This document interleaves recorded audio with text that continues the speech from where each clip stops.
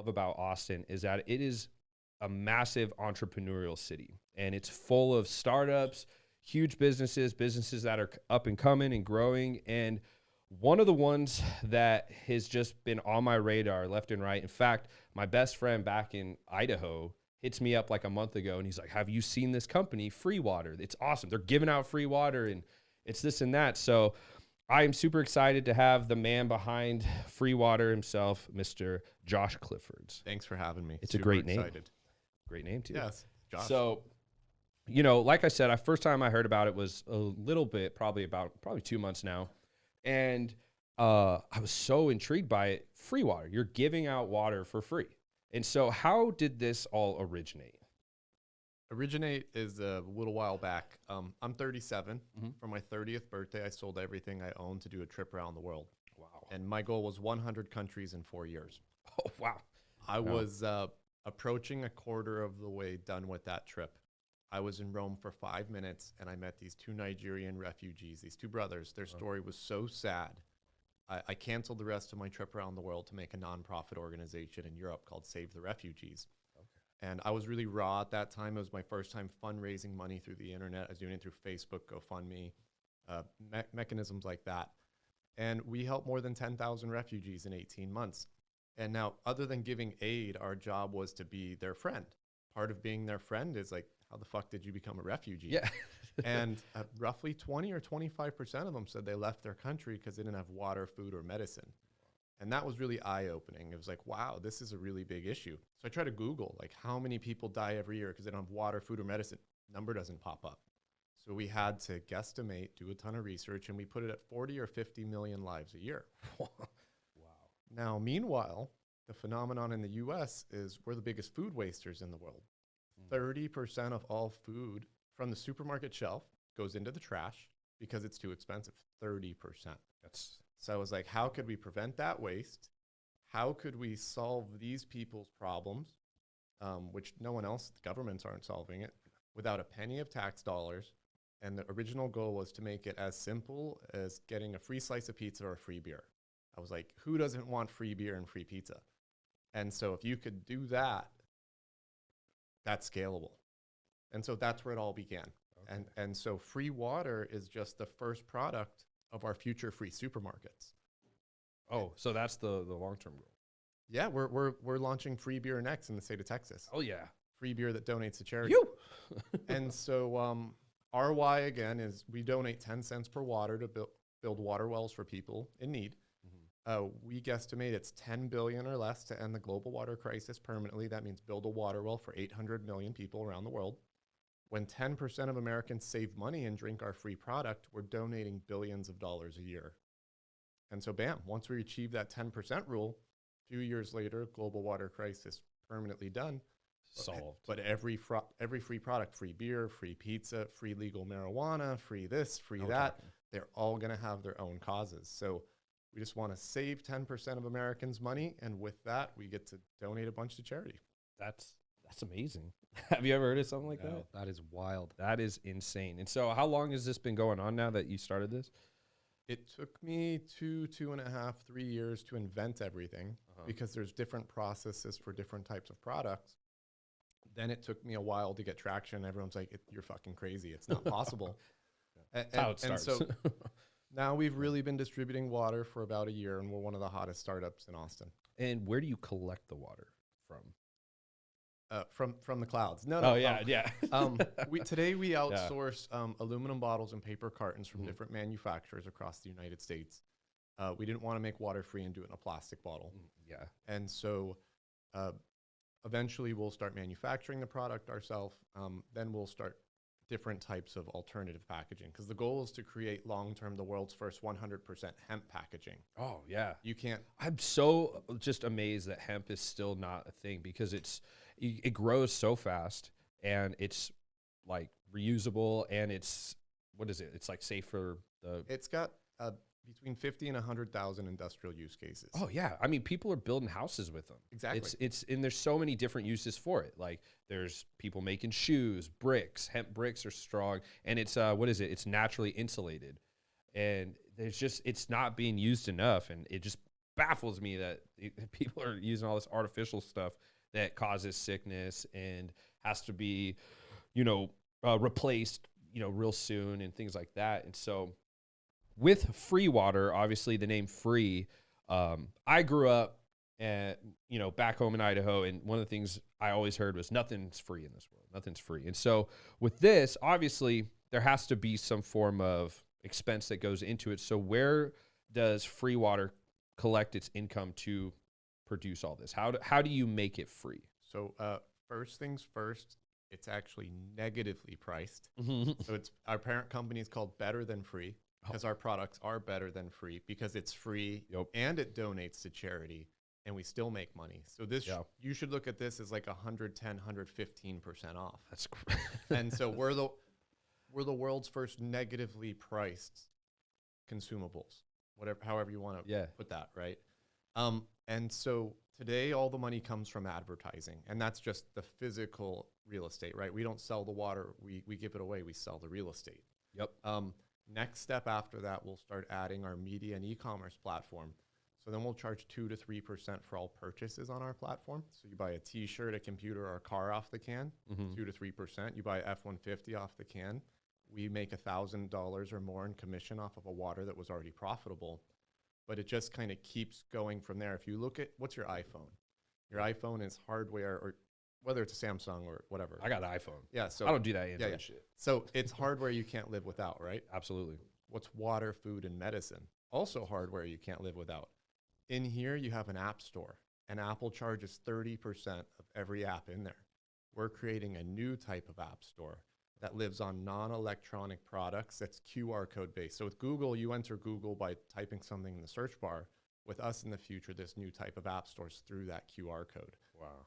And so it all starts with the physical, then we start getting commission, and then it's, bam, new type of app store. So there's so many revenue streams that go into this. It's not just profitable, it's more profitable. It's amazing. I mean, one of my favorite things, obviously having a brand called Austin Fitness Community, I'm surrounded by athletes and models and influencers and stuff, but the nerd in me loves marketing. And that's how I've been able to monetize Austin Fitness Community is the power of advertisement. And so, that's how I keep everything free, or at least affordable with like our merch and stuff. But with this, it's such a great idea and it's so smart. And, why do you think the other major big brands aren't doing this? People ask all the time, why isn't it already in existence? Because it goes against social norms. Okay. Usually when you create a company, whatever it is, you create a logo, then you create merch, or if you're a beer company, you got the can, and you use your real estate to brand yourself. It's counterintuitive to think it's more profitable to use the real estate to brand others. So like if Coke went to Pepsi today and said, can I advertise on your can? They would say, get the fuck out of here. But they should say yes, because they would bring in 100 or 200% more revenue. Yeah, no, I 100% agree with you. That's why I'm just baffled that no one else. I think you're going to change the game with what you're doing. I think that they're going to see how successful it is, and they're going to like shift over to that idea. The goal is to get them to copy. So when I created this, I looked at the global water crisis and global famine as it costs this much money to solve. If you ask the UN, it's a way bigger number. But when you really calculate it, it's a lot smaller. Everything the government does costs more when it's like $50 a hammer and whatever, right? They blow things out of the water. So I was like, okay, the government's not going to pay for it because they could have ended global famine 1,000,000 times over with all the wars and all the money we spend on all these conflicts. Yeah, ridiculous. So I looked at like Walmart, Apple, Nestle, Coke, Pepsi. I'm like, well, if I take $1 billion from each of them, I could easily solve this. So the goal was how to get them to compete at saving the world.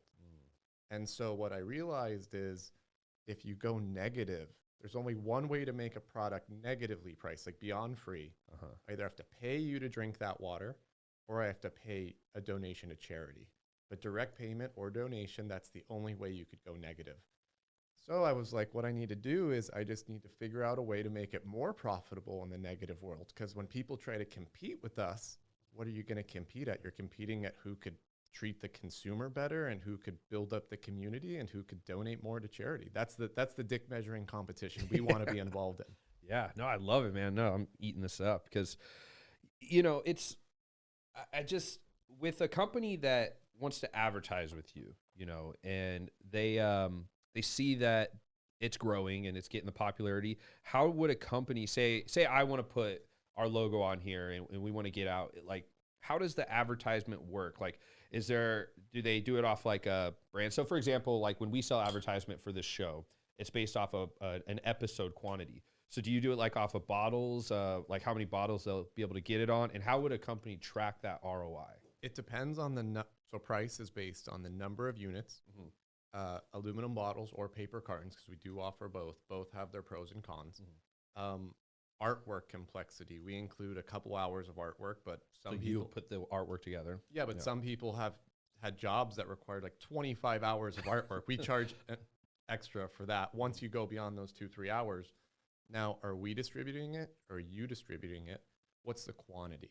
Because if we send 100,000 of these to Idaho, that's one price. But if you want us to give out 100,000 of them in Austin, that's a lot of logistics, because that's 110,000 plus pounds of water. There's storage, there's trucking it, is it the winter time or is it 110 degrees outside? That's ice, there's this, there's that. Some people pay extra because they want to be more on our social media, because we have 800,000 followers. So we really kind of tailor it to it. And so what I always like to show people is, like, let me rip this off. Yeah. So our water is a literal blank canvas. And so with that, there's an infinite number of use cases. We've got traditional advertising, but then you have communication. And communication falls into a different category. For example, not my favorite topic, but if we were in business when the pandemic started, we would have sold hundreds of millions to the CDC. It would have said social distance, wash your hands, track the virus in your neighborhood. We've got military use cases, humanitarian aid use cases. In the future, when there's like a big hurricane or something, you're not going to give them a bottle of Dasani. You're going to print the life-saving info on the can. This is where the hospital is. This is where the food drop is. This is how you apply a tourniquet. This is how you purify water. Scan that QR code to get the latest info from the government. Scan this QR code to give the government the info they don't know.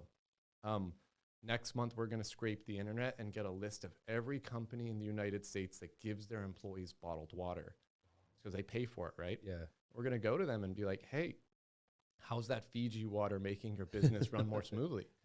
You're like, it tastes good. I'm like, I get it. But you should be printing all the important shit on here. Like, hey, first Friday of the month, it's Hawaiian t-shirt day. This is all the stuff you're supposed to know. Don't do this sort of stuff or we might get hacked.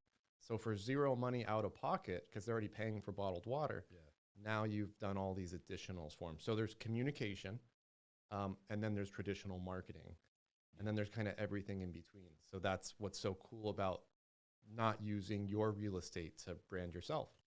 You're just getting in all the places. Because one of the things that, I always like to do whenever I have a guest on, I do a good amount of research, but I try not to do too much to where it's like I'm recycling conversations or where I already know the answer to stuff. But one of the things that I was interested in is... Today's episode is brought to you by ReGen Health and Wellness. The team at ReGen Health and Wellness is devoted to helping patients revitalize, repair, and renew the optimal blueprint of yourself. They provide an individualized and concierge model of healthcare, empowering patients to optimize their health span and overall quality of life. It's said no one can escape father time, but almost everyone can make the conscious decision and commit to living better and healthier lives. It begins with a mindset. They offer both in-clinic and telemedicine consultations. So whether you're due for a routine checkup or struggling to hit your health and fitness goals, go online or give them a call to schedule your appointment today.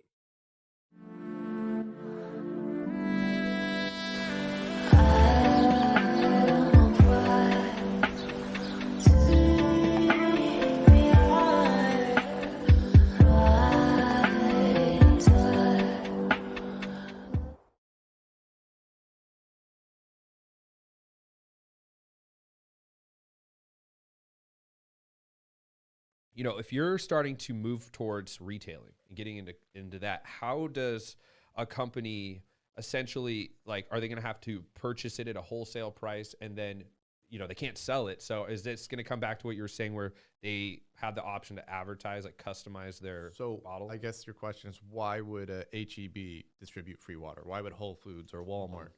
Because they're going to make more money distributing our free product than they can selling Fiji Water, Evian, or any other brand. The better the location, the more money we're going to bring in an ad spend to distribute it there, and we're going to split that with HEB. What's HEB full of? Brands like Budweiser, Chips Ahoy, Oreos, whatever, right? So in the future, we're going to apply a new type of bidding algorithm, which is like Facebook and Google's, but a little bit cooler. And then those brands are going to be bidding up each other. Yes. So maybe the corner store in the middle of nowhere, it might not get bid at all. Maybe it's not going to be a future distribution point. But a Whole Foods and HEB, there's going to be so much bidding.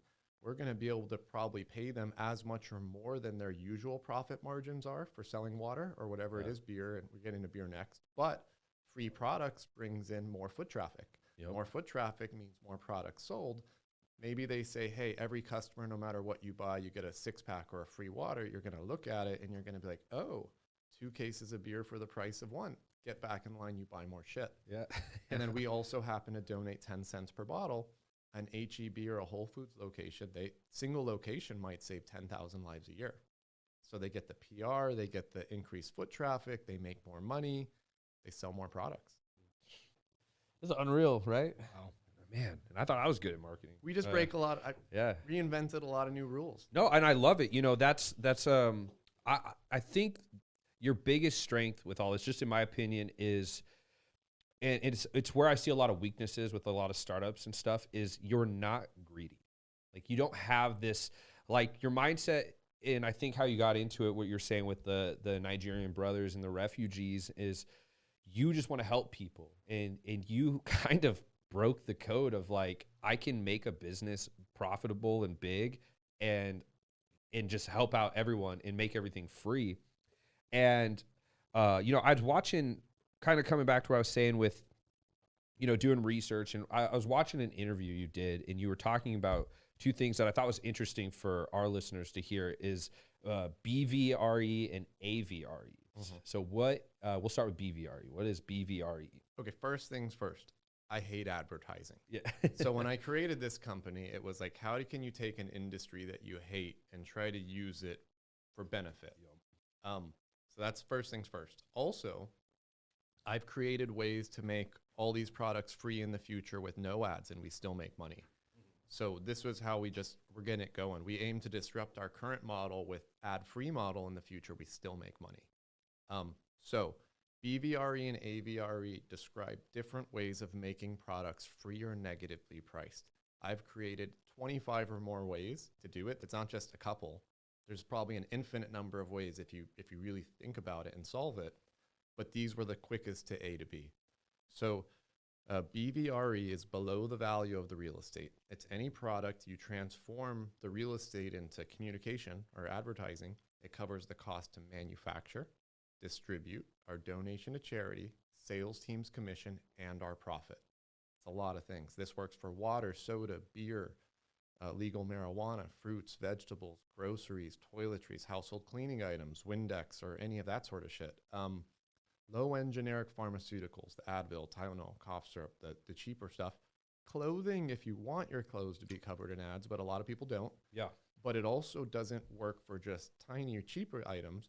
It works for almost every form of transportation and a lot of private. So, like, let's say if I was an Uber driver in Austin and that's all I did, if I put a wrap on my car and charged exactly what the Austin taxi code charges, which is $2K a month or more, that $2K would cover the cost of my car payment, my insurance, my fuel. And so it could be buildings in certain circumstances. It's real estate, so it's all location, location, location. Now, AVRE is everything that doesn't fall into the BVR category. This microphone, my iPhone, $100 bottle of whiskey. Even if we made it so we could put ads on it, those ads would just subsidize it, right? Trip to Hawaii, whatever it is, right? Your T-Mobile phone bill, McDonald's will not let me put ads on the Big Mac box, right? So when we launch that will be a YouTube and TikTok competitor. It'll be a digital video player. Oh, wow. The established price on the internet is 40 cents a minute. That's what YouTube gets on average for their video player, 40 cents a minute. That's the established rate.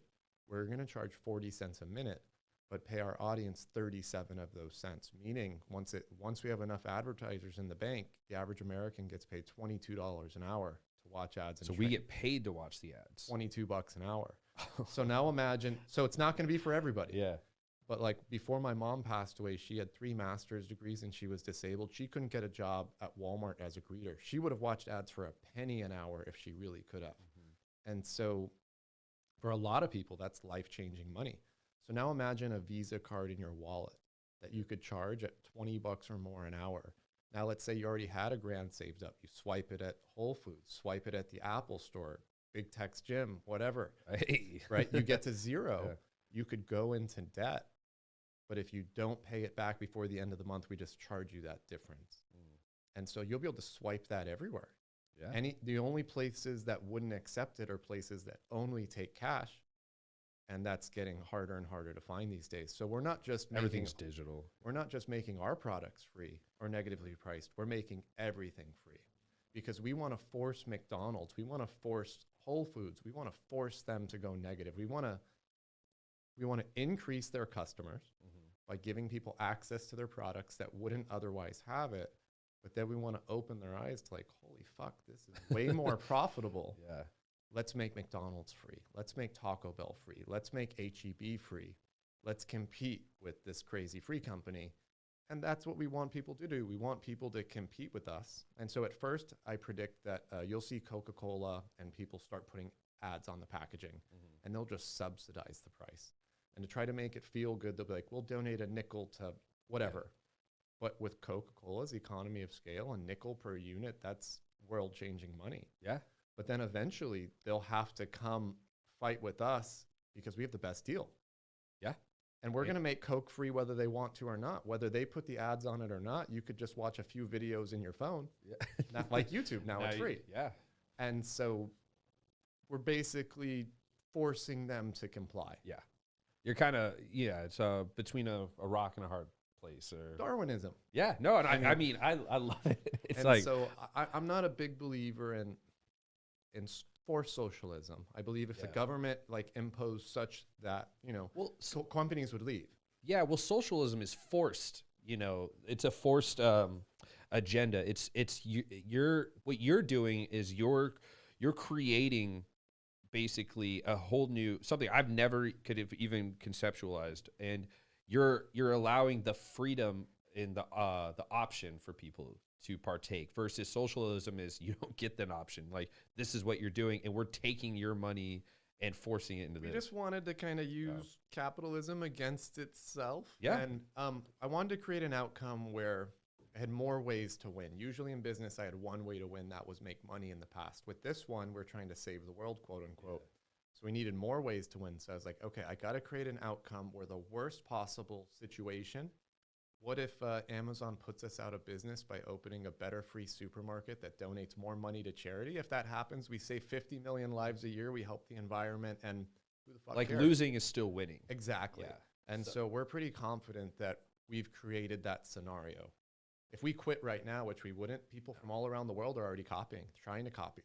And so it's just... I mean, my brain is just going with different ideas of how I can further expand what I have here, because what I have here, and people always ask me like what the future plans are, or how do you monetize it, or what's kind of the goal. And really, I just genuinely enjoy helping people. I I don't know if you've seen our Instagram, but Monday through Friday we give people a day in recognition. Like I enjoy doing that. When we do events, I make them free for people to come and attend, but the advertisers, our vendors is what covers, any expenses. But I enjoy just creating resources for people to do.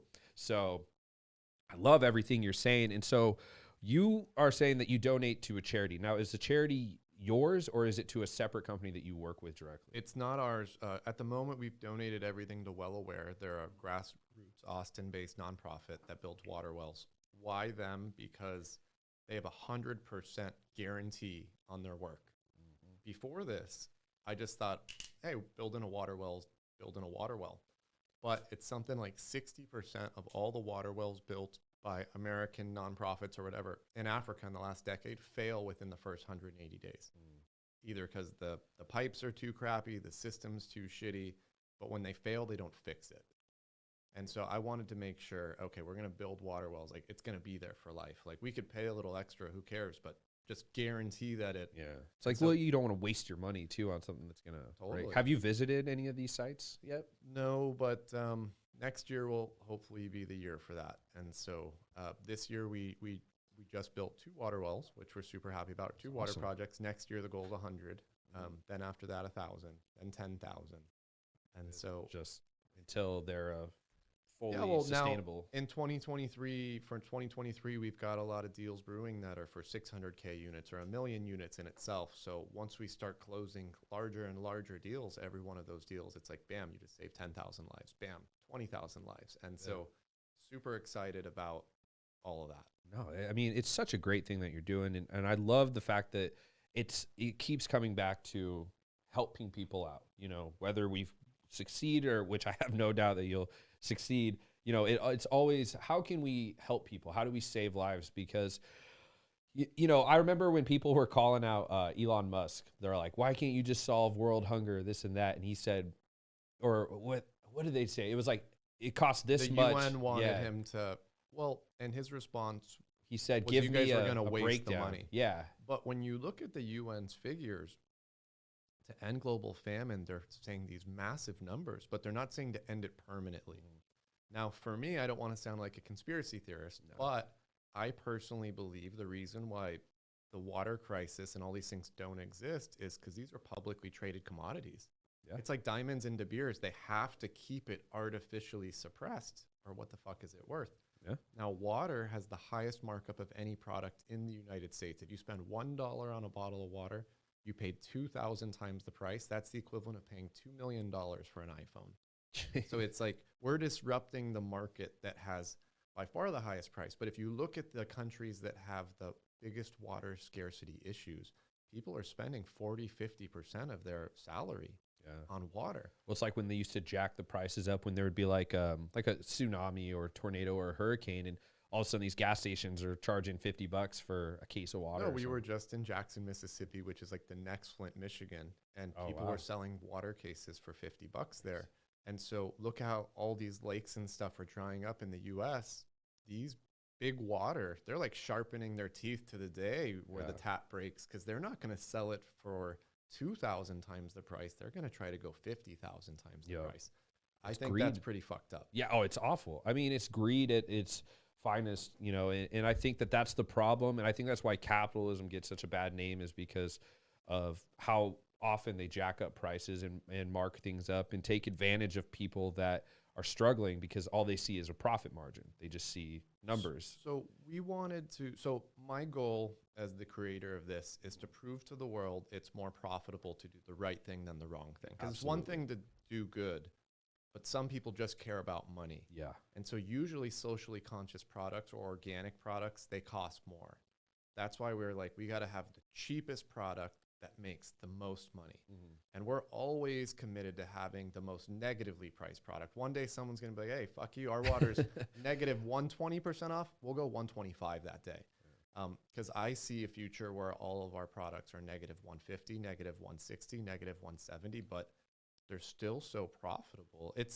I'm uncomfortable with how profitable it is, to be honest, because there's only so much money you could spend in a lifetime. Yep. What are you gonna do? Build a fucking house out of it? Like, who knows? Free house, right? Well, totally. Yeah, that could be the next thing you do. And so, you know, I throughout this conversation, you've said, you know, you have these long-term goals, which is what I'm super intrigued by.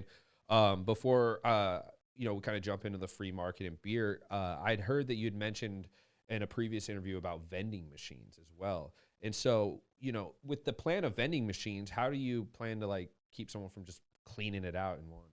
Great question. And people always ask with supermarket stuff too, like, I'm going to steal all the strawberries. Or so I guess that kind of goes into everything with both the supermarket as well. And, you know, how do you keep an inventory intact? And someone like me would go and just take everything. So number one, I tell people free supermarket because people can conceptualize it. It's really what we call an Amazon 2.0. So we're that company that's disrupting Amazon. So imagine a free Amazon.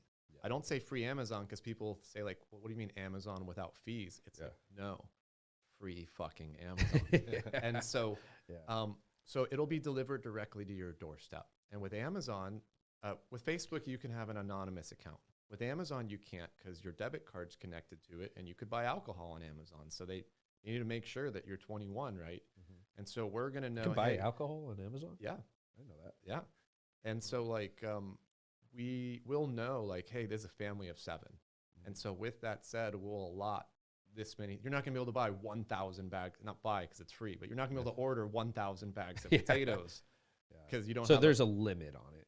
Yeah, it's got to be. Listen, if an advertiser said, hey, give them 10,000 bottles of water, we would do that. Yeah. But obviously the advertiser won't.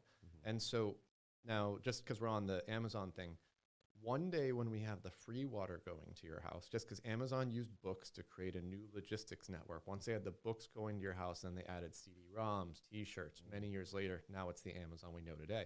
Once we get the free water going to your house, then we have the free soda, the free beer, where legal free marijuana, the free fruits, the free vegetables, the free laptops, and so one product at a time, right? And so with the vending machines, there's also no anonymous users in that it'll be mobile app based. And so you're right. If there was a free vending machine and if it was full of like chocolate bars, my wife loves chocolate bars. She would just take every single bar from there. So you'll use the mobile app, and the mobile app will limit it to 1 to 3 beverages per person per day. And that's just version 1.0. But big picture, we're combining the label printer, the label applicator, and these bidding algorithms. So if we were in New York City or wherever, we both go to the machine, boop, boop, get our free drinks. They're both going to have individualized paint jobs on them. Oh, cool. And so same thing when it goes to your house one day, you're going to open that 24-pack. Every bottle will look completely different and just for you and your family. Wow. Man.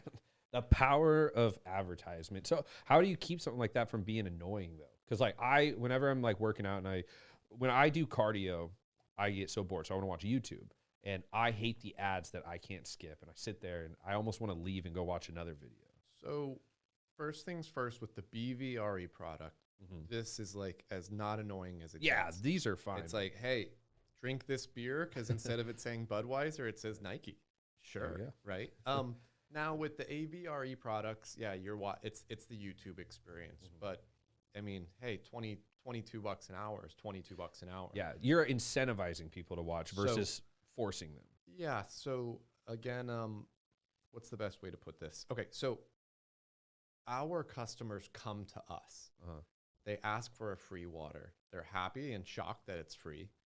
They're happy that it's not in a plastic bottle. They're happy that we're saving lives with the donation. From that happiness is when you should look at the bottle and see World of Warships, this advertiser right here. But versus like you're watching the football game, and in the last 5 minutes of the football game, there's 100 fucking commercials.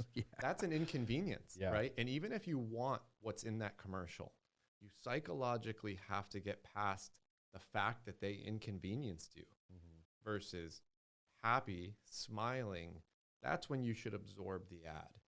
And so there's a sense of reciprocity when you get something for free. So one day with your family, when you look at the table and all those groceries are for free, you're like, man, 10 years ago, this would have been a really expensive meal. Who's responsible? You're going to look at it and it's going to say like Nike. Yeah. Next time you go buy a pair of shoes, what brand are you going to get? You're going to get the one that put the food on the table. Yeah. And so it's different, right? Yeah, no, that. Avatar isn't a diet. It's not a cleanse, detox, or shortcut. It's a revolutionary new way of eating. With Avatar, nutrition is tailored specifically for you. You'll check in every week to update us on your progress, and the system changes your nutrition to match. With simple goals to hit, you're right on track every week for sustainable, unstoppable progress. Tracking your diet becomes part of your lifestyle. You enter what you eat, and Avatar counts the protein, carbs, and fat. The macros count down with every meal, and all you have to do is zero them out. We make it simple. No matter how hectic your day gets, Avatar lets you stay flexible. You can eat what you want, As long as you hit your targets, you'll still reach your goal. No system is easier to use. And you're not in it alone. Real people are ready to answer your questions whenever you need. Our community is thousands strong and growing. Whether you're 18 or 80, whether you're ready or not, we've got your back. This isn't a diet. This is a way of life. Eat what you want. Feel great about it. Period. Forever starts here. Welcome to the revolution. Today's episode was brought to you by Austin Barbell. More than just a gym, a barbell club. Austin Barbell is open to aspiring athletes of all skill levels. They offer an in-person group format training classes for any skill level. This includes beginners without experience, just beginning strength training, or advanced athletes looking to gain a competitive edge. Austin Barbell's objective is to grow the sport of Olympic weightlifting and make it accessible to everyone. They have a scaled approach to strength training. The coaching team includes nationally accredited coaches, a former Soviet Olympian, and nationally ranked competitors. I've personally seen these athletes in action, and their Ollie lifting strength program is 100% ideal for all athletes, including CrossFit, powerlifting, and bodybuilding. Train alongside national competitors and beginner athletes in a supportive team environment. Austin Barbell has 2 locations in North and South Austin. For more information, go to www.austinbarbell.com or check them out on Instagram at Austin Barbell. Actually does make, I mean, you're creating incentives so people, you know, and I think you just nailed it on the head, not to even repeat you that much, but I guess people will respond to advertisements with that kind of that happiness of, you know, oh man, I just got this for free. And So one of the least favorite types of topics of ads, because there's so many verticals with advertising in this. One day there'll be a lot of political ads, right? Yeah. There's a lot of money in political advertising. So to date, or politicians, groups from both sides of the aisle have said, hey, what can we and can't we write here? And we said, hey, we've got a no fake news policy, and we would feel most comfortable if you check this box and you're going to be held responsible for up to $1 million in damages. They're like, well, what does that mean? It's like, if you put something out there that's so damaging, you're held responsible. To date, no one signed up yet, but they will. But they will. And so, you know, like Bloomberg spent $800 million on Facebook ads and lost. It was mainly slandering his opponents. Yeah, which is so ridiculous to me. When it comes to politics, it's almost like watching like high school kids fight now. Like they spend more time attacking the opposition versus promoting their policies. So it's, you know, I see videos all the time that they'll like people just on the street or something be like, okay, well, what's one of Biden or Trump's policies that you like, dislike? And no one even knows. They don't know. They just know to hate the opposition. It's very tribalistic. But like with the Bloomberg example, he could have given hundreds of thousands of American families all their groceries for free. I'm not saying he would have won, but what would give you better results? If he would have went the Freewater route alone with that sort of volume, he would have saved 1 million lives through our donations. He could have been like, look, I just saved 1 million lives. I'm not even in office yet. What do you think is going to happen when I'm president? And so wouldn't that conflict though? Like, aren't you not allowed to buy votes? Would that conflict with that? Like, I mean, it's advertising. They're trying to buy votes with the advertising. That's true. I mean, it's not going to stop them. They're already spending it on the ad spend, but just So yeah, I mean, that's a smart tactic, but do they want to be honest? That's you know. Well, we don't want to be the Facebook of free groceries in the future. We want to be everybody's free groceries. And so with that being said, we want to be the water for everyone. We don't be free groceries for everyone. If we were just like left-wing free groceries or right-wing free groceries, then the other side's going to have their free groceries, and we want to help everybody. We want to be universal. We want to be universal. We want to be helpful. And so, yeah, we're just trying our best. To date, we haven't had an advertiser that we just had to shut down.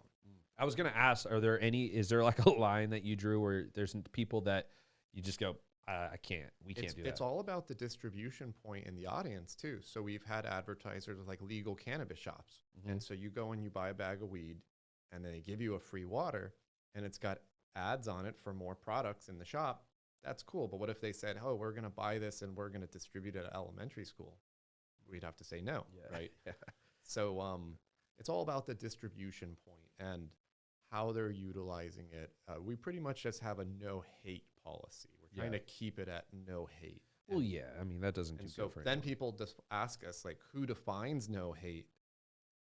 We're kind of doing that internally right now. And so I do support freedom of speech, but on the same hand, we don't give full freedom of speech on our product simply because Well, it's a fine line. Yeah, well, I mean, I 100% believe in free speech, and I believe in the idea that hate speech is free speech. You can say what you want, but that doesn't mean as a company that promotes advertisements that we have to promote your hate. Like, if you want to be hateful on your own platforms and stuff, great. You know, like social media, I think should be recognized as a free speech platform. I don't think people should be censored or shadow banned or you know, I don't even want to go down that route. But when it comes to advertisements, you know, that's such a different ballpark.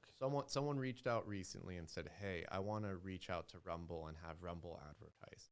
Would you let Rumble advertise?" We're like, "Totally. What's the ad?" Like, it's gonna say like Rumble free speech. We're like, "Sure, why not?" Like, "Would you let Andrew Tate on the can?" It's like, "Sure." What's it gonna say though? Yeah. Like, you know, so it really depends on what they're saying. Yeah. Right. And Which, I mean, it's fair. It makes sense because if you have someone that goes on there and they're going to just bash someone, it's not a good use of, there's a fine line. Yeah, right? absolutely. And I think you've got it down. I think it's just common sense.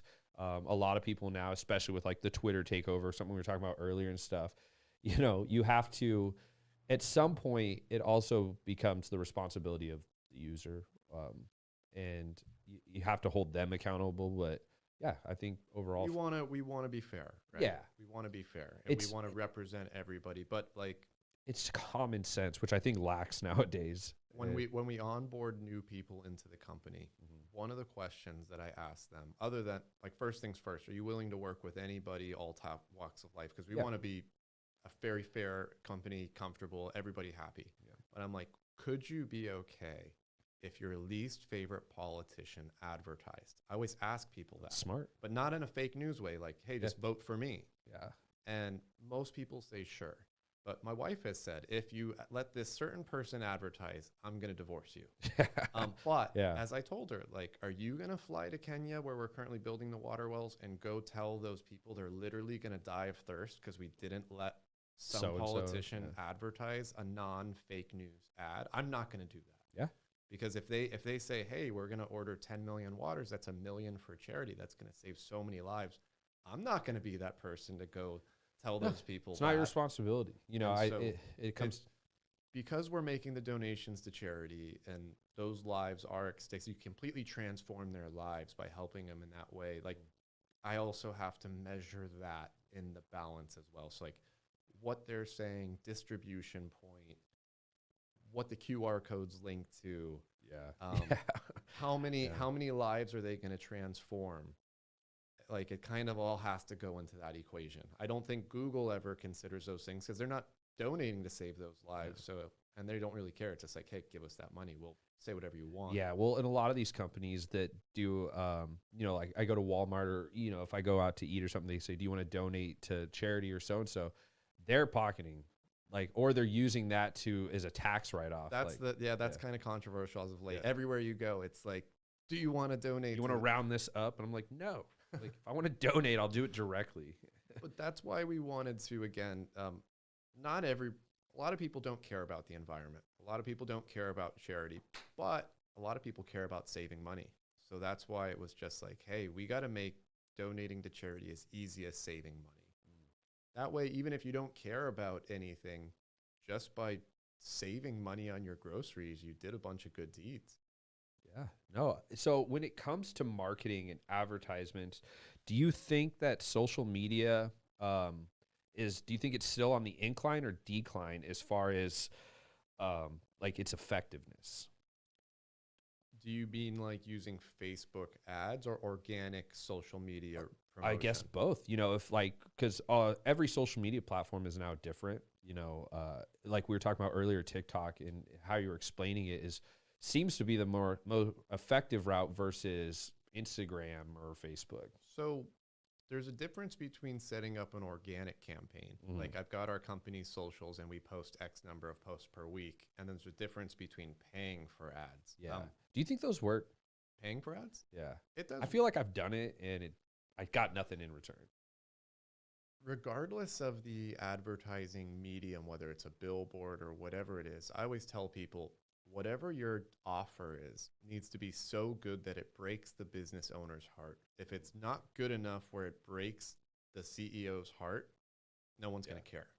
And so back in the day, I used to own a gym in LA for athletes in my old life. And I used to use paper flyers to get non-athletic clients. So I trained a lot of athletes, but training athletes took a toll on my body because I'm doing examples of box jumps and deadlifts and not warmed up when you're showing them like a good clean. Yeah.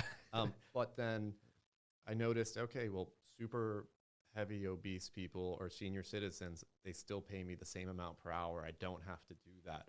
So what I would do to kind of fill the schedule, I would go make flyers, put them under your doormat in really ritzy neighborhoods in LA where not far from where I went to high school.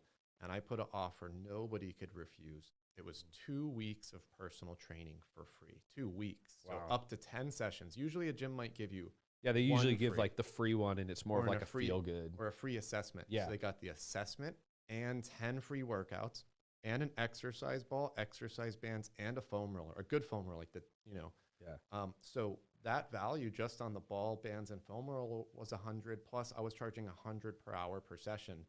But why I did that was I knew where the flyer went, really well-off neighborhoods. 33% of the people responded to that. And then I would go and give them the consultation and then decide if I wanted to train them afterwards. Because like in that consultation, I could be like, I already know they could afford the service because they're in a house, neighborhood full of mansions pretty much. But is this person just going to come for 2 weeks and then take the ball and take the band? Or are these going to be like a client for a couple of years? So I used that super good ad that nobody else was willing to do to build up a whole index of potential clients. And then we're always Good, busy. John. So it's all about the offer, Yeah. right? And if you tailor an offer for your brand, your company, make it really good and have a plan to make it work. And when you do that, I mean, it doesn't matter what the ad medium is. If you use it right, you should get results. If you're not getting results, I always go back to the offer. Yeah. No, I mean, you are speaking my language right now. And that is, I explain that. So prior to going really full time with what I have, I was more full time. I had a consulting company that I ran and people would hire me out for advisement, marketing, networking. And I would always kind of push that. Like you need to build the value of your product, whether the product is you, your business, whatever services you're selling, you have to establish the value of it and create an incentive for people to, I guess for training purposes is probably the best example, like get them to even show up because that will do 90% of the work. And so prior to moving to Texas or prior to Texas, I was in Washington State. Back in Idaho, I worked at a gym. And one of the most effective things I did was thinking outside the box.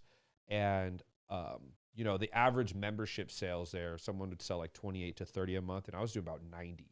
And it's Idaho, so it was a little harder to, we didn't have like a never-ending supply of people. But one of the things I did was I went to, I would find seminars around town. And when you do offsites, we were allowed to get rid of like the sign-up fee, which was usually like it matched what the membership was. So I would go to real estate seminars and I'd wait outside. I'd hear them getting all fired up in there. And then when they'd come out, dopamine rush, they're fired up, they're excited. And I'd clear like 25, 30 new members right then and there. And that's when we had to do the paper contracts. Nice. And, it was just, all I had to say is we're waiving the sign-up fee. And boom, they were in. And so, I love that you're creating and you're pushing that. You're the value of your product and things that you're doing. And, you're innovating, which you're doing things that I'm sitting here, things you're saying I could have even thought of. And one of the things that I'd heard you talk about in an interview you did was even I could be misquoting, but you're developing even a cryptocurrency as well. So everything I've designed did have that element involved. The only, like with the vending machines, you get a digital token and then access to the machine and so on and so forth. Now, the only reason why we haven't launched one to date is that 600 plus thousand of our 800 plus thousand social media followers are on TikTok, and they have an anti anything crypto policy. So I'm actually terrified. Okay, if we launch the token, even if we didn't market it there, they might ban us. And so because of that, and because of it being our leading platform at the moment, that's only been The thing holding it back. the thing holding it back. So for what is like, I've tried to explain it to my folks back home and you know, like my grandparents and stuff. What is kind of a dummy proof summary of what crypto is? Because I still can't fully explain it. It's just a digital currency. And you know, how do you take a crypto, like, do you think that's like the future of currency? Governments will say that digital is the future of their government because they want you to pay taxes. And if you do business all in cash today, you could skate away from it. Yeah. So the digital dollar, I think, is unstoppable because Uncle Sam's going to be like, wow, if we launch that, we're going to have that many more taxpayers. Now, Bitcoin is a way to stay anonymous in that future world where you're forced to pay taxes. Yeah. But there's countless other coins out there. A lot of them are pretty scammy. Yeah, So it's a lot of, I mean, look at all the Shiba stuff going. There's just a lot of, you know, I don't want to mention any names because a lot of people are die hard on their ones. But I'll put it this way. When I was still living in Europe and I was inventing all this stuff, I met two founders who at the time they founded a very popular coin. It was one of the most profitable ones in 2017, 2018. And they started out with 2 developers, and then it got so successful they had 400 there. And then they got an email that nobody saw. A hacker in India said, I found a way to steal like almost all your money. You need to give me $500,000 in Bitcoin by this date or else. But nobody saw the email. So they'll show up to work like after a long weekend. Literally, they said after they had like a big celebratory party of hiring their 400th person. And then they look and $250 million was gone. And it's crypto, so it's anonymous. It's gone, right? Now, what do you think happened to the value of their token the next day? It went up. Oh, really? Why? Because there's no quarterly earnings. There's no accountability. There's nobody knew that this happened. I only knew it happened because I knew the owners. Oh, okay. Now, how many of the tokens out there are like that? And how, you know, like the whole FTX thing that just happened. But some of these funds, someone told me the other day, like some of the biggest token funds have like 25% of their investment in Shibu and other things. So it's like, if they were being fully transparent, I do think 90% of the market would be instantly washed away just because it literally, a lot of them is Chuck E. Cheese tokens that go up and down with depending on the supply and demand. I made a good profit off the Dogecoin spike. No, I mean, listen, if you make however you make money, if you do it like pat on your back, whether it's crypto or. Well, it always comes back to the dollar anyways, because a lot of people that make these big profits, what do? They cash it out with the dollar. So, cause like I've talked to like one of my, my old roommate from college, I was talking to his dad in Sacramento, and he's not a fan of crypto at all. He's like, it's stupid. It's a fad, this and that. And he's like, and that's what he said to me is it all comes back to the dollar. Like when people cash out or take or deposit, it's going back to their. It does, at least for now, right? Yeah, for now, right? But there's just a lot of things. If you want to take like a deeper lens at crypto, I look at every blockchain, like real blockchains, they're their own internets. And so the ones that are successful, because what's an internet? It's a way to communicate, manage, and move money, right? And so back in the day, in the 90s, an HP computer could only email an HP computer. An Apple computer could only email an Apple computer, a next computer, a next computer. Then with Bill Clinton and other people, they created the World Wide Web. They put a lot of investment. They connected it. So now all of a sudden you could start emailing. So the first app that everybody used was email. It's like, oh, wow, I could email someone. And then little by little, there was new apps, new websites. And then 25, 30 years later, here we are today, and we're spoiled. But If you look at like Bitcoin, you look at Ethereum, you look at a lot of these, some of them have 25,000 websites, 50,000 websites on those blockchains. What's the payment method? It's that crypto. Yep. And so 20 years from now, 50 years from now, some of them might be the future internet. Today, we've got the regular internet and we've got the dark web, the main dark web. I don't even know how to get on the dark web. And then 50 shades of darker and darker and darker and darker. But we've got like one main one that most people use, right? Maybe 20 years from now, it might be that main one. Then it might be the Bitcoin one. It might be the Ethereum one. You could use Bitcoin on the main one that we currently. So it's a little bit different. They do so have, much to keep up with. They do have the making to really change the game, but most of them are scams. Yeah, we're just wastes. Yeah, it's because like I see with the metaverse growing and people are like buying plots of land and I'm like, it's not real. Like, does it have value? And they claim it does, but well, I feel like you hey, if you could sell it, what's something worth? Whatever someone's willing to pay you for it. If I've got a Babe Ruth card and the internet says it's worth $100,000, but you're only willing to pay me $25,000 for it, it's really worth $25,000. Yeah. Now, Second Life is the oldest. It's like, I don't like using the word metaverse because it's Mark Zuckerberg's like coined word. But Second Life is the oldest world. I think they have 50 or 60 million users. The next metaverse, it's got like 1,000 or a few hundred active users. So like, if I was Mark Zuckerberg or one of these rich crypto companies, I would just buy Second Life. just buy the biggest acquire one. them and absorb it. Totally. Then you kind of own it. There's some people out there that are living their whole life in Second Life. They've got the headset on, the headphones like this, and they live their whole life in that world. I mean, that's sad though. That's like, I feel like they're robbing themselves of, like, the real world can be a beautiful place. And so, it's just so bizarre. And kind of on the topic too of social media and things, like, what do you think of the whole Musk takeover? What are your thoughts on that?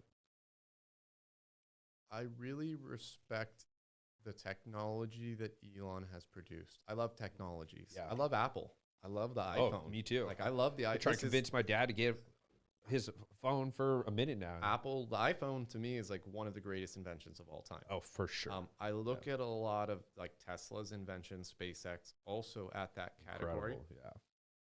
I don't know if Elon is necessarily the nicest guy. Like if you met him and hung out with him, maybe I'm wrong. Okay, maybe I'm wrong. Yeah. And so, he's chill. So I respect people who make cool things. I respect people who do cool things, like David Goggins, or like, come on, like that's 4,000 pull-ups. I mean, how could you? Whatever you think of his personality, like you got to respect the accomplishment. I always wonder if he's happy.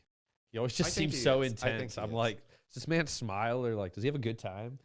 But I have a feeling that Elon might totally turn around Twitter in that he just fired half the people.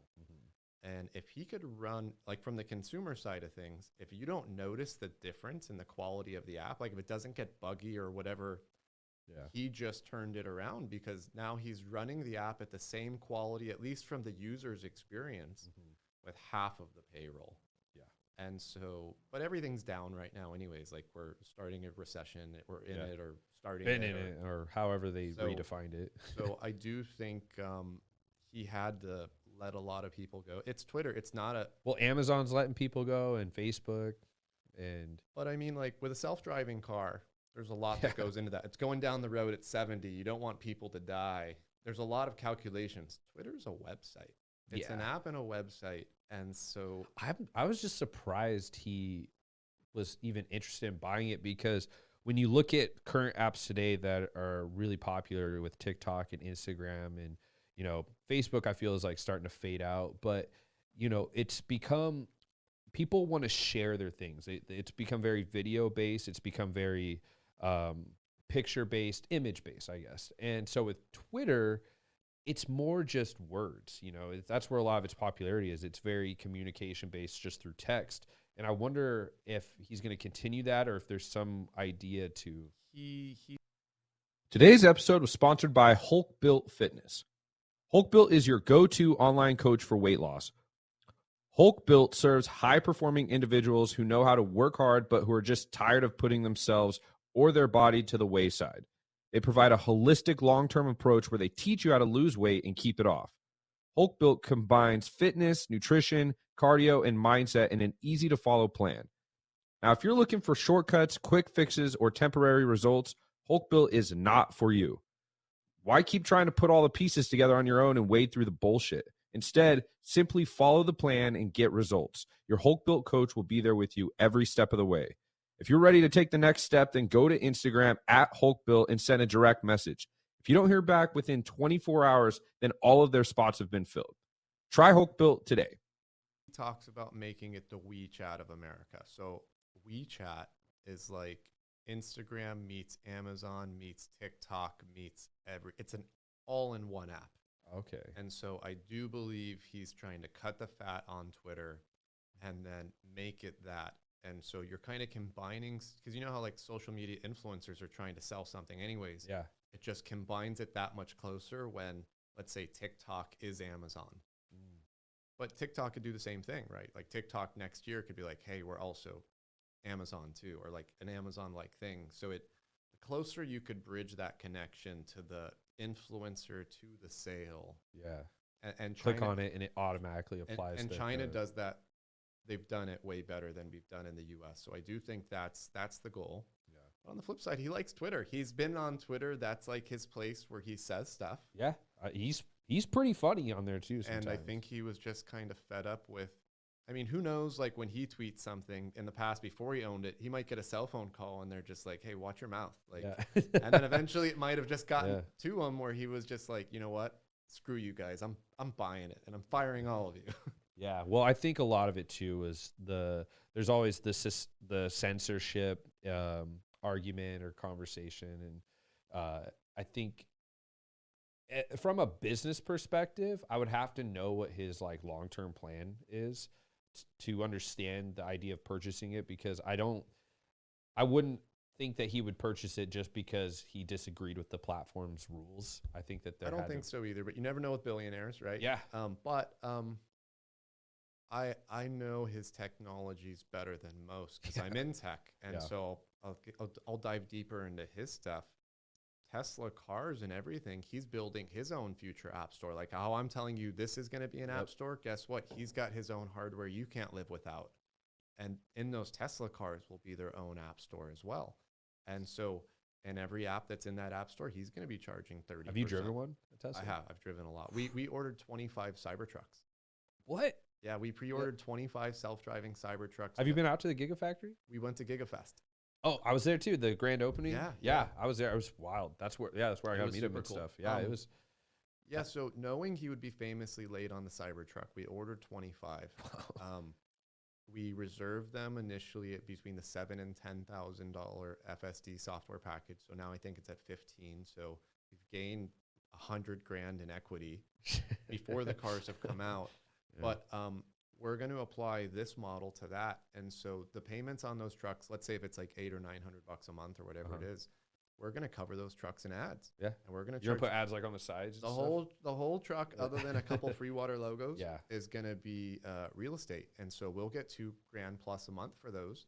So now we have our first 25 trucks will be free, but a free fleet. But now Elon's saying that they will drive themselves one day. Now, whether that's 2 years from now, 5 years from now, I do believe it's going to happen.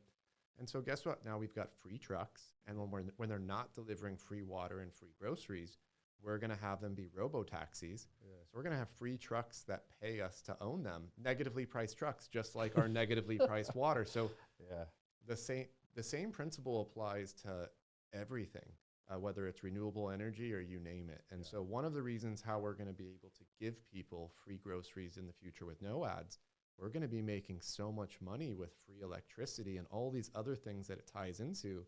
Why the fuck would I charge you for the groceries? Yeah, I mean, ads is just, it's the future. It's the way to go. And, kind of still, I don't want to get too far away from Freewater. So back on the topic of Freewater, you had mentioned a couple times that you're going to go into beer and, we've talked about groceries and foods, but with the beer, is it going to be your own beer-based company, or are you going to partner with? We're gonna outsource and partner. Yeah. We've identified a handful of breweries here in Austin that got some love great to be ones. that one. And they've got some great ones. And so again, it'll be negatively priced beer. I don't know what the beer will donate to next. We aim to have our third product be free, negatively priced tampons. Oh, And wow, then yeah. depending on how accelerated it goes and what comes out, the fourth product would be like free stainless steel reusable bottles. But then in other states, free joints and free weed cookies. Now we're talking. And so it's the same principle, Yeah. right? Yeah, I mean, it really is. when- It's genius. If you're buying like legal marijuana at 10,000 pounds a time, the cost per joint is a nickel. Yeah. So the pack of 3 joints is 15 cents. You put that in a little box with ads and a little bag with ads, send it directly to your doorstep. We sell that ad space for $1. And I have committed that free weed will donate to replanting the rainforest. There we People go. are like, hey, if I'm smoking trees and I'm planting trees, that's pretty cool. Yeah. And so when products are more gamey, like free legal marijuana or free alcohol, we're going to do our best to even double the charitable donation. And if we can, maybe even double the state tax. So that way it's like, who could argue if they're paying twice the tax they need to and they're donating all this money and we'll still make money. So it's like, And you're still profiting. Yeah. So what is like, we've discussed the free store and drinks and just the products and stuff. What is kind of the real long-term, like 10, 15-year plan of Freewater? Or are you just kind of focusing on like the next couple of years? so right in front of us, we've got our first vending machine prototypes that we're building out. We'll start scaling those across the country. Eventually, they'll evolve to individualized content on those vending machines. Some vending machines, depending on the style, will be autonomous vending machines eventually. What I mean by that is they'll move through the city to the people. Yeah. So you don't have to pay any fee for having it anywhere. Just like people leave the scooters on the sidewalk. Yeah. They don't pay to have those scooters just thrown everywhere. I would have been shocked to think about this a decade ago, right? Like I just leave a scooter, take a scooter. Yeah. So these vending machines will have that model. They'll slowly move to the people in the city. When they're empty, they'll move to the person who's refilling it. So it makes it convenient and it'll be a battery swap. So it'll be a battery swap system. So that way it's like, bam, they restock it, they swap the battery, boom. When it comes to manufacturing the product ourselves, like the really big milestone is we're going to build our first micro factory here in Austin for Freewater. For $10 million, we're going to own the building, own the land. It'll be 2 times the size of a McDonald's. So you could visualize that footprint. Yeah. In that space, we could manufacture 250 million boxes of water a year. So 10 million gets us 250 million a year at $1 per face value. That has nothing to do with the shopping. Yeah. That's going to bring in 250 million the first year. And then we're going to then finance the next 25 locations. And then eventually we'll have 26 locations firing. Now, when you multiply 26 times 250 million in revenue, and that's just one revenue stream, not all the other ones. Now it's billions in revenue, and that finances like the next 500. And then once we get that first Paying one for itself. Once we get that first one in operation, 15 years later, we've built a globally new type of infrastructure that could do things that only free products can do, and we'll have greater economies of scale than Coca-Cola. But so what we've proven to date is the hardest part, that with limited economies of scale, highest prices, not being efficient, we still earn 20 cents a unit. But when we manufacture the product ourselves, then it's like 50, 60 cents. One day when we make the packaging ourselves, it's like 90 cents. When we add the e-commerce platform, we charge 2 to 3%. Then the new type of app store, it just keeps getting more and more. So usually the more quality you add to the product, the more expensive you have to sell it for. Yep. The more tech, the more quality we add, the more negative we go. The more we pay you to consume free products, which is why we're really excited. Because if you could choose between a pizza or the free pizza, I'm going to go with the free pizza as long as the quality is good. And if you could choose between the free pizza or the free pizza that donates to charity or pays you to eat it, that's what I'm going to go with. And so there's very few products that do that. The solar panel is really like the only product today until full self-driving comes out. Because you buy the solar panel with capitalism. Eventually, it pays itself off. But on the way there, your excess energy, it sells to the grid. Yeah, that's the sharing economy. That's the same sort of system like Uber, Airbnb, Facebook, whatever. But for a split second, it gets to 0, and then it goes negative. It pays you to own it. We live in this negative world already. So that's why the Cokes, Pepsis, Nestle's of the world, the Levi's jeans, they're going to have a really hard time competing because they cost money. Like, Yeah. And do you plan to at some point, you know, kind of like what Amazon has done, where instead of, you know, outsourcing, you know, say like Levi's, do you think that you would eventually just have your own Freewater jeans or Freewater products or stuff like that? Or would you fully just want to rely on that partnership? It's easier to make Levi's jeans free just with that AVRE platform, right? And so Google could do this today, but Google's problem is like with YouTube, when they charge 40 cents a minute, a lot of that money goes towards paying their infrastructure, paying their server, electricity, all that sort of stuff. But our main draw is Freewater. Freewater will prove to be the most profitable business model of all time. It's $1 trillion industry just because there's so many use cases. Yeah. So this is our bread and butter. That's going to enable us to do what Google can't do, which is give most of that revenue back to you or whoever's, you know, doing it. Do you guys recycle these and like, are they reusable? So aluminum bottles are infinitely recyclable. These are made out of like 70 or 75% recycled aluminum. Only 9% of plastic is recycled, and that number will get smaller and smaller and smaller because if you look under a plastic thing, there'll be a number like the number 4 or the number 7. What most people don't realize is you could only recycle 4 with 4, 7 with 7, 3 with 3. So it's not, and every year, you can't. Every year they make new and new types of plastic to try to get it cheaper and cheaper. So the new plastics can't be mixed with the old plastics. But even aluminum and the paper cartons, they're not as green as we want to take it. Yeah. And so big picture, again, we want to make all of the hemp packaging ourselves. So growing the hemp at location A, make it into the water box at location A, do all the printing at location A, fill it with water at location A, give it away for free at or right next to location A. Today, our water box manufacturers, they cut down the tree in this state. It goes on a truck. It goes turns into paperboard at another location. Then they send it to another location for the thin layer of plastic because it's still just 92% paper. But if you check the supply chain, the mileage, where the ink comes from, where this comes from, every product at the supermarket, some of them travel 10,000 miles to get there. Yeah, it sounds very similar to the Gigafactory where it's all in-house, like assembly-wise. Totally. So like Elon said at GigaFest, the factory's the product. I have taken a lot of his innovations and built on top of them. But there's things that he can't even do because his products cost money. Yeah. So I'll give you an example. Usually when you sell a product, you make a mega factory, like Budweiser, Elon, whatever. And you ship things across a town, city, state, country, or the world. The further you ship it, the worse it is for the environment, the more somebody pays for it. But you do things differently when you're free or negatively priced. So for Austin, we won't have one Freewater microfactory. We aim to have 20. Oh, wow. And each of those, just like a McDonald's, services that local community. But since our products are negatively priced, everybody becomes a customer. So we'll be making free water and then later free grocery deliveries to thousands of consecutive homes. And so Amazon can't even guarantee delivery to 2 homes in a row because their products cost money. And so when you think about that level of efficiency, where like, hey, there's a micro factory a mile away from your house. Someone goes and fills up their truck, like our future delivery drivers. And then they drop off 100 at this house, 100 at the next house. Boom, boom, boom, boom, boom. Oh, the truck's empty. Drive a mile back, go right where I left off. That's super efficient.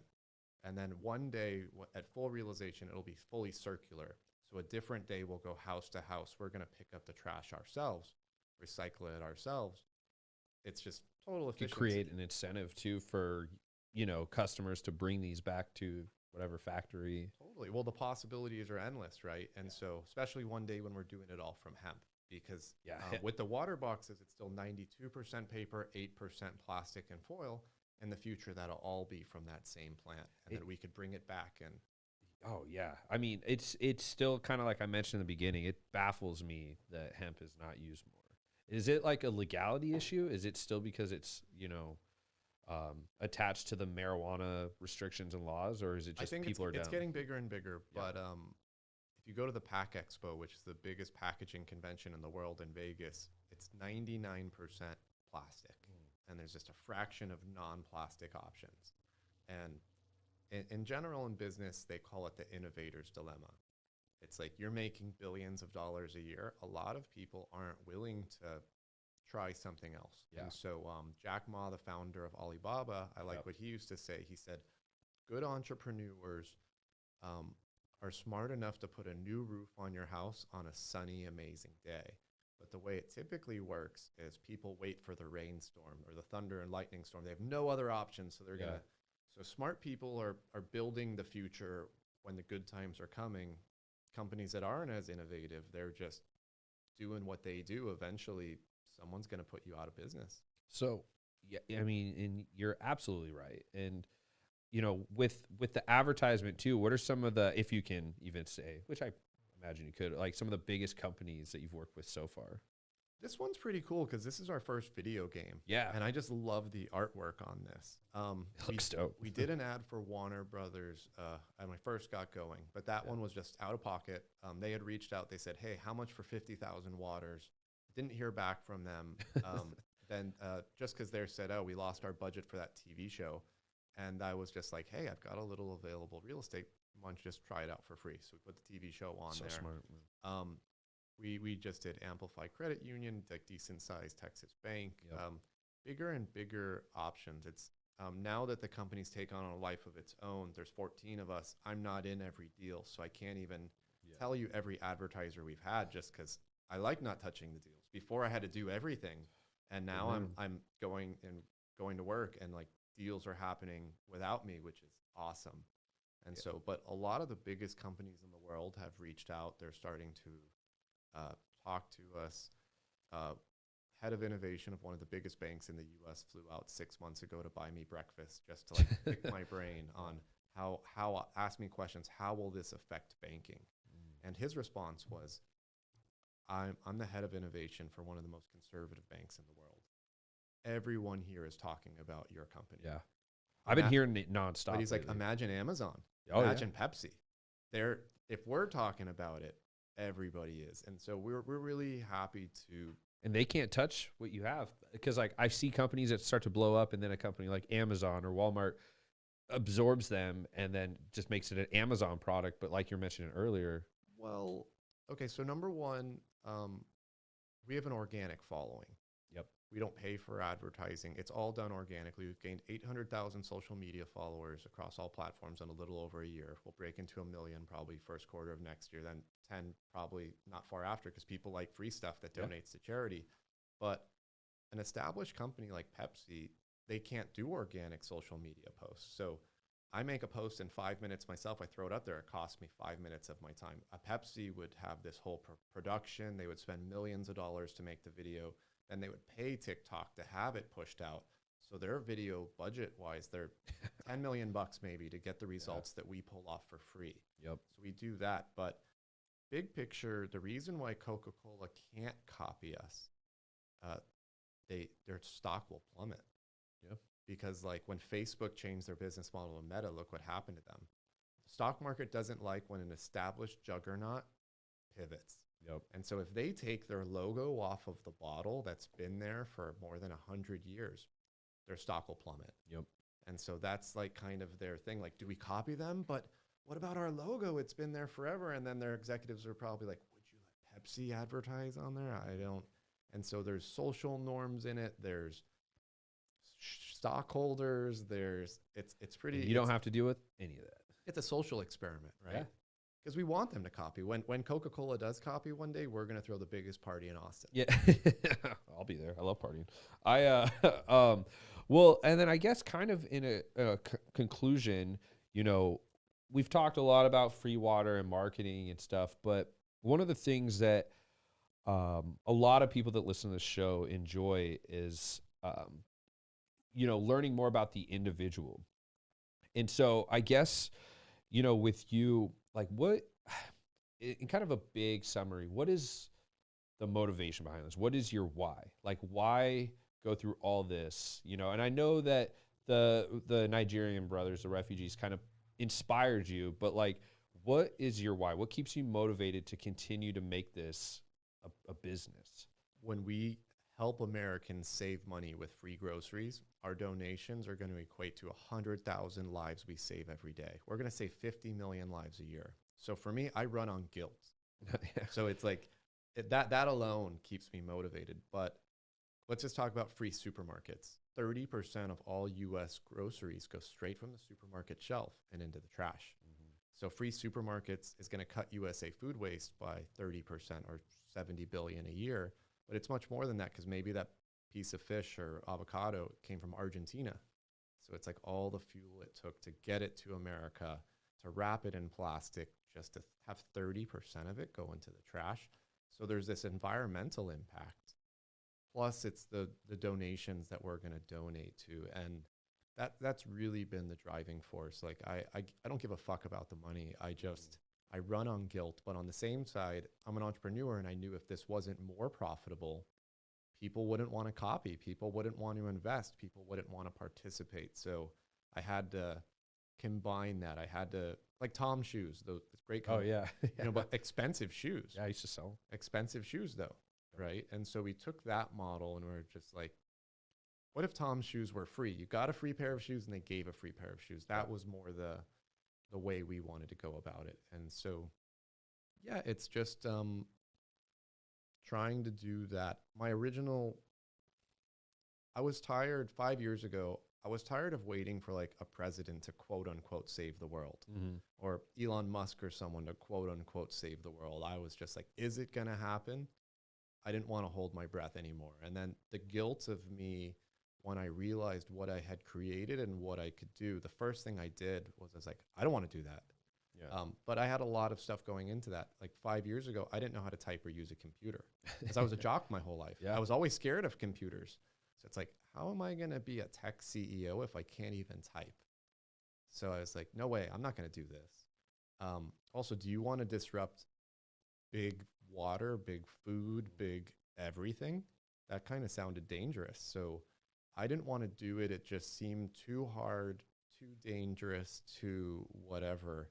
100 days later, I felt so guilty because I was just like, you're really going to not do this because you're scared that it's going to be tough and uncomfortable. Yep. So I bought the laptop, taught myself how to type, and then went from scratch. So I'm driven by that guilt. That same guilty feeling that made me get that laptop, face my fears with tech and everything else, is the same thing that just drives me every day. While I really respect entrepreneurs like Elon or Tim Cook, who's the current CEO of Apple, I want to light a fire under their butt too, and make them want to try to compete with us on the charitable side of things. And I think that's healthy competition, right? Yeah. I mean, have you had any blowback yet from any big companies? What do you mean by blowback? Like, have you had any like challengers or people that hit you up and are like almost try to discourage you out of the business? Haven't had that. I've noticed how we've affected change in the industry. Because I've been preaching about this for many years, and then we brought traction. I see like Pathwater. They're still too scared to take their logo off of here, but now they have custom path. And it's like crazy prices. It made me feel better that with them, with their hundreds of millions of dollars, they still can't make the product a fraction of as good as us on a shoestring budget. But we're starting to see the industry change. Starting to see brands use their packaging a little differently, but they're still too scared to go balls out and just take their logo off and take, because look, we just take this little piece. On this, we still have this black border, but we got rid of that on the next gen. So next time you get a Freewater from us, that black border's gone. We used to have, actually this is 2 black borders, so they're all gone now. We keep shrinking down our real estate because it's a disadvantage. Yeah. It's a disadvantage. And so, yeah, just really excited for what's coming next. What I was going to say, what do you got coming up now? Free vending machines. We ordered the hardware for it. It's going to be like the Tesla of vending machines. It'll be here probably by Christmas time. Then we're building the mobile app for it. Free beer will be huge. We'll start at Texas only, and it'll be in closed events. So cool. Everyone there is 21. Start at bars, start at other places. Dude, you tell me when. I'll help you put an event on. That's I love doing those. And then, it's a VC in Silicon Valley who worked with Steve Jobs and made the first Macintosh computer. Oh, wow.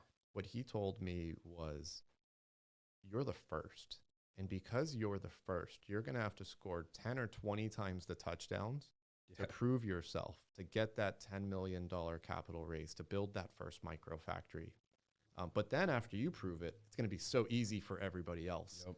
It's like the Moneyball guy, you know, like nobody believed in him. And now look, the fucking baseball infielders are playing in the outfield now because they've taken it, 20 years later to the extreme. And so, yeah, we just have our head down. We're just scoring more and more touchdowns and just making it undeniable. And I think that's how you got to just do it. You just got to make whatever you're doing, whether you're an athlete, an entrepreneur, you just got to make it undeniable. Yeah, it's I guess kind of bridging on that, for any young entrepreneur or someone in charge of a startup, what advice would you give to one of them? I'm going to give advice that very few people would. Get out of America. Yeah.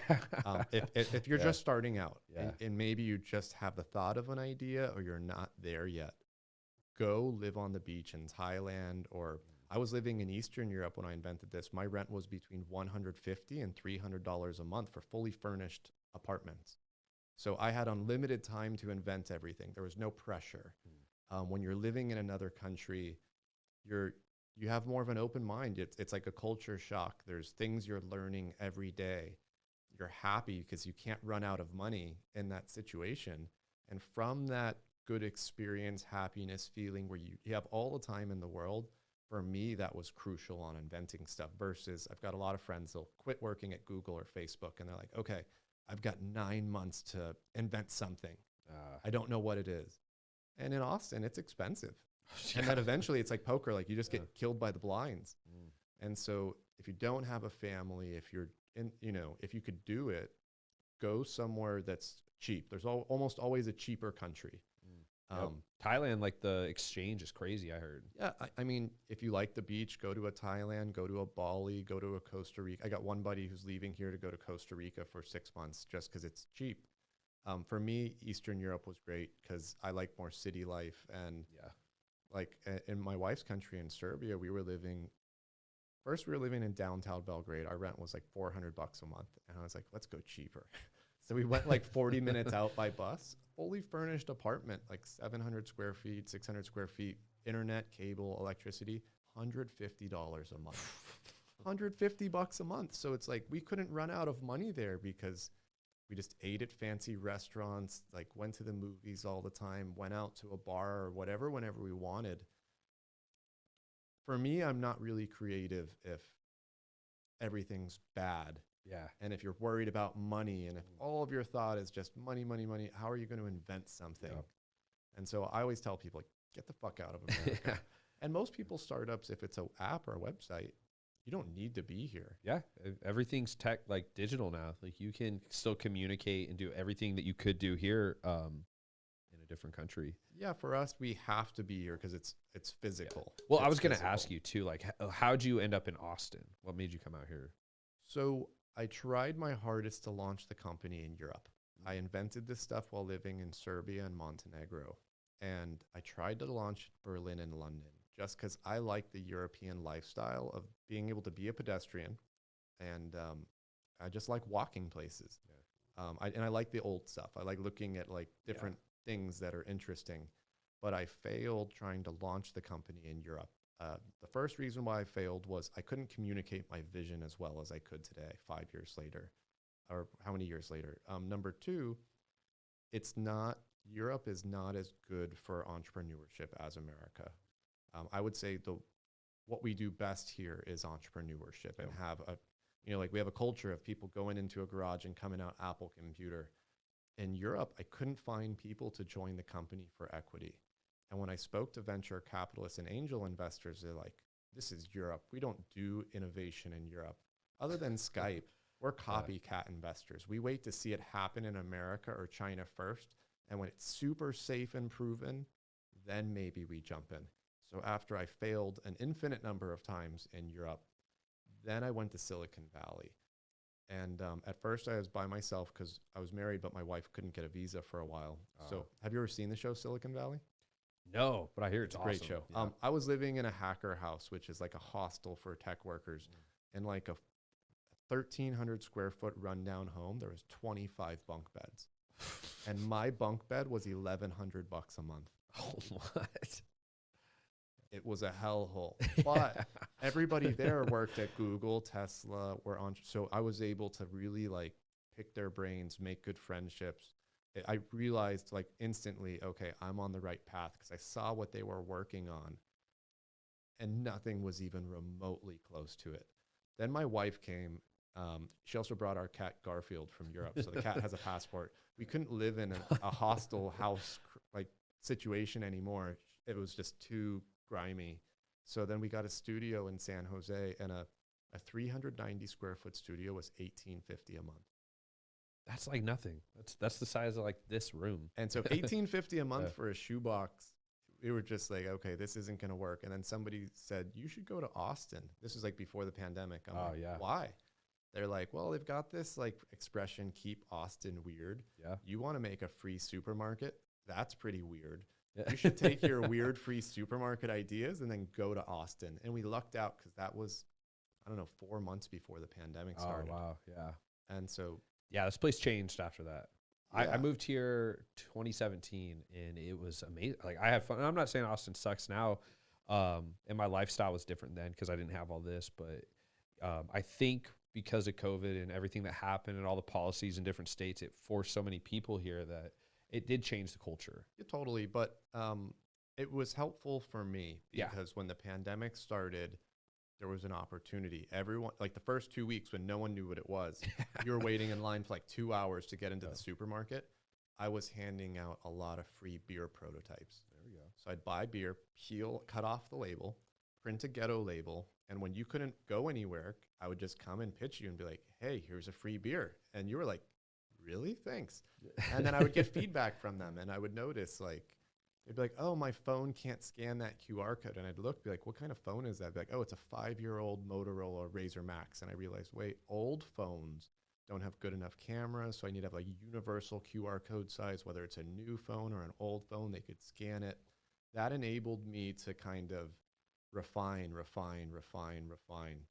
And then here we are today. Just killing it. Well, man. Wow. I leave anything out? Well, Josh, I do appreciate your time. This has probably been the most informal podcast I've ever done. I know I've learned probably more than I could have doing anything else. I'm super excited for you and everything you do, and I think it's amazing work. And I really just applaud what you've built and what you're continuing to do. And I'm glad you made it out. I look forward. And if you need anything from me, you got this at your disposal. No, so. I apprate it. And thanks for having me. Maybe we could do it again in 6 or 12 months. Absolutely. We'll be in a completely different place then. Yeah, maybe we will too. I mean, whatever you need, man, I'm here. Much And appreciated. On that note, John, leave anything out? Any questions? No. You learned a lot. Well, we'll run it back. We'll run it back again in the future. But on that note, John, take us out.